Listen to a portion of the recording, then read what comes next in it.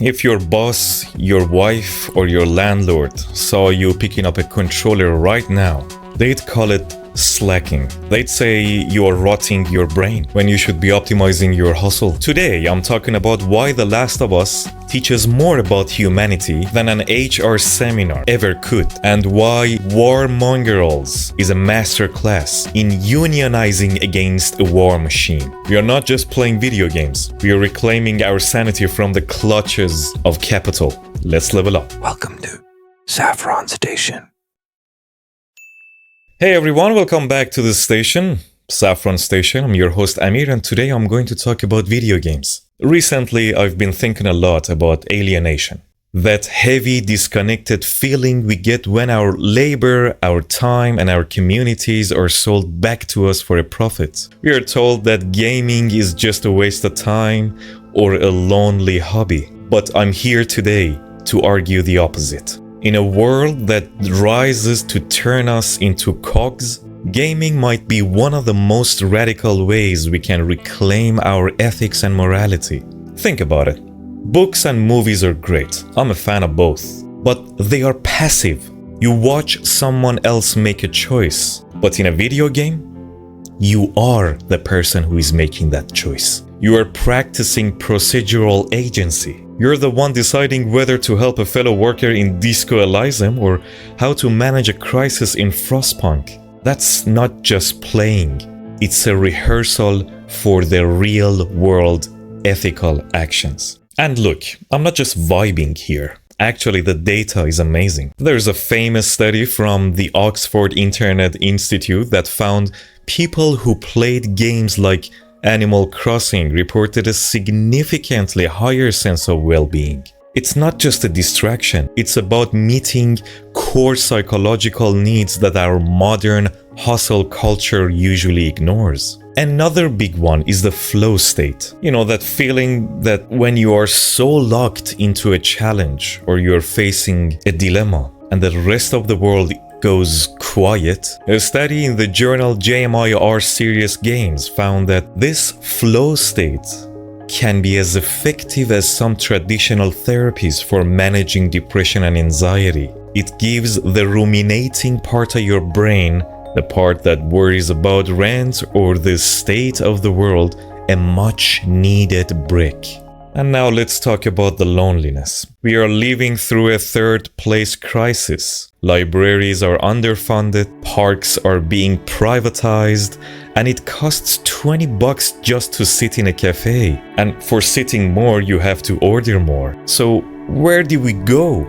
We go online. The Entertainment Software Association says that 71% of players use games to stay connected to friends, and 66% use them to build entirely new communities. For a lot of us, our guild or our squad is the most consistent, supportive community we have. It's a digital community where we can exist together without a pay-to-play barrier. Now I'd like to briefly talk about 3 games that I truly adore. Listen, I'm not a video gamer, I'm not a pro gamer, but I enjoy a good video game. And usually I'm very meticulous in selecting a game to allocate time to play it. My top 3 priorities in selecting a game is first a good story, and second is gameplay, and third is good graphics.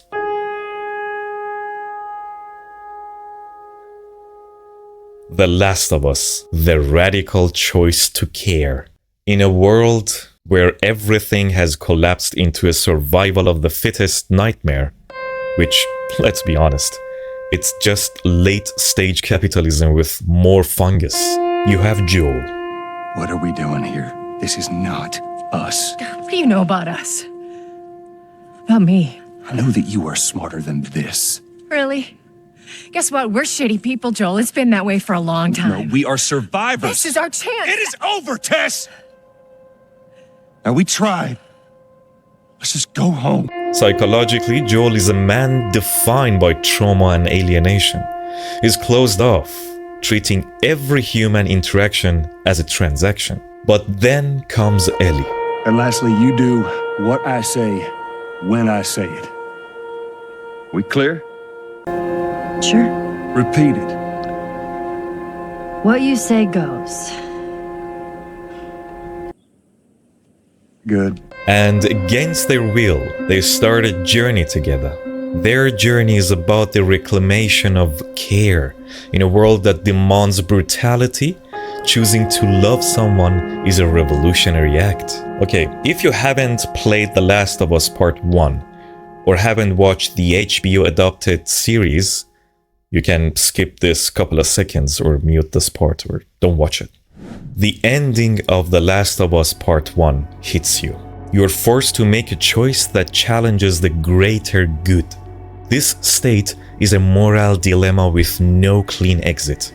The game forces you to inhabit Joel's skin, as he rejects the idea that an individual life can be reduced to a number for the system. Whether you agree with him or not, the game makes you feel the weight of that choice. It's not a cutscene, no. It's your hands on the controller. Then we got part 2, and oh boy, it gets heavy. Actually, The Last of Us Part 2 was, and is still, the best game that I've ever played in my life. The Last of Us Part 2 is a deep dive into the cycle of violence. We see how revenge isn't justice, it's just more alienation. Data from the Personality and Social Psychology Bulletin actually shows that people who seek revenge often feel worse and dwell on their trauma longer.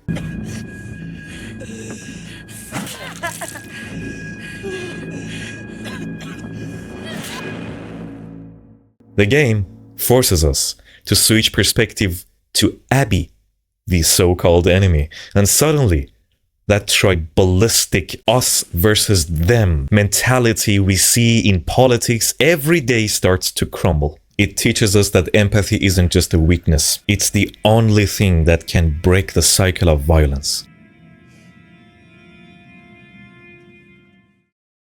War Mongrels, Breaking the Machine. When I was searching to find a video game to get rid of the news and stress and anxiety, I found this game which I couldn't read its name and I didn't know what mongrels mean. So I searched in YouTube, I saw a couple of videos, I loved the gameplay because it was similar to Commandos, my childhood game. I played the demo, I appreciated 100%, I bought the game and it played with my heart.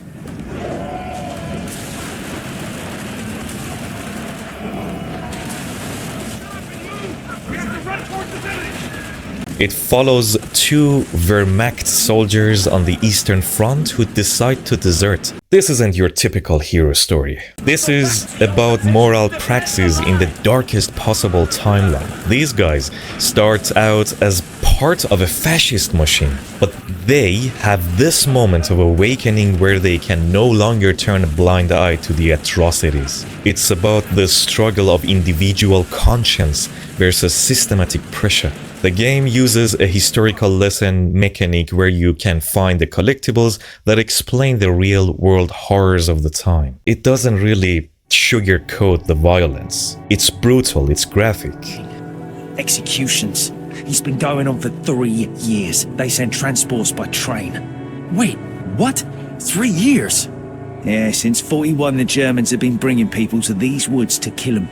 For most of the time, my fucking kinsmen were the ones doing it. But 3 years? How often does the train come? How many people on these trains? Tens of thousands. No one keeps track of this. Maybe the SS does.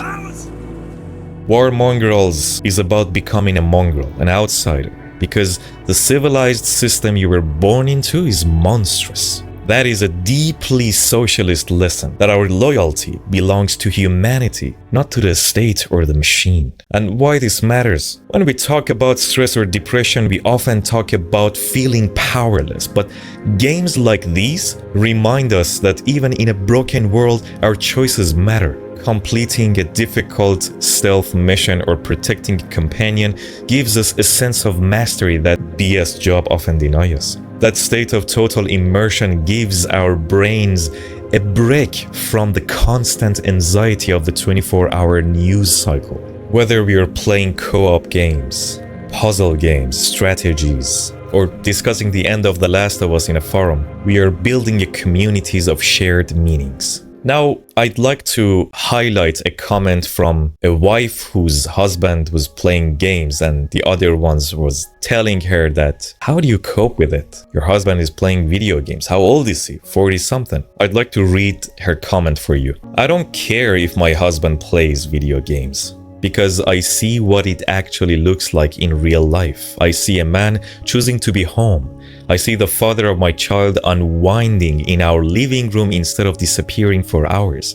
I see someone who works hard, carries silent pressure, and comes back to these four walls to exhale. He works hard, he shows up, he loves us well. And if a game helps him exhale while still being right here with his family, I'm not mad about it. A lot of women roll their eyes at video games. It can look childish, unproductive, annoying. But sometimes playing a game for men isn't immaturity. It's a mental reset. I would rather sit beside him, talk while he plays, laugh at the screen, and know exactly where he is, than constantly wonder where he's gone to clear his head. If he comes home, stays present, and chooses us daily, I won't fight his way of unwinding. Because peace inside a marriage is built, not controlled. For myself, video games helped me through different hard times of my life. Still, video games are the only thing that can completely immerse my mind from everything that happens in the real world for 1 hour, for 2 hours, just to be focused completely on something that I feel connected. So if you're feeling the weight of the week, don't let anyone tell you that picking up a controller is laziness. It's a way to practice being human. It's a way to remember that we aren't just consumers. We are actors. Okay, that's the end of this station. If you enjoyed this episode of Saffron Station, let me know what's your favorite game. And if you're against video games, let me know why. Let's start a conversation down here. Until the next episode, Bedroot.